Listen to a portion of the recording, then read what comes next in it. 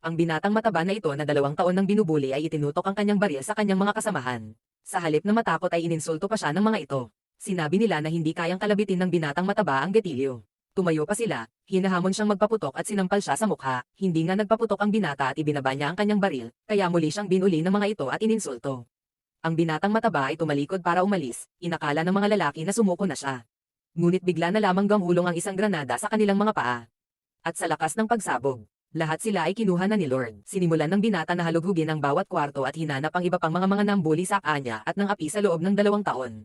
Ang sunod-sunod na putok ng baril ay gumising sa mga sundalo sa buong gusali. Nag-ipon sila ng lakas ng loob at lumapit sa pinto upang tingnan kung ano ang nangyayari sa labas. Pagbukas nila ng pinto ng dormitoryo, bumungad sa kanila ang binatang mataba, sumigaw ng malakas ang binata at pinagbabaril silang lahat ng mga nambuli sa kanya. Ngunit isang lalaki ang nagtatago sa isang sulok, ang nakaligtas, dahil siya lang ang tanging nagturing sa lalaking mataba bilang kaibigan.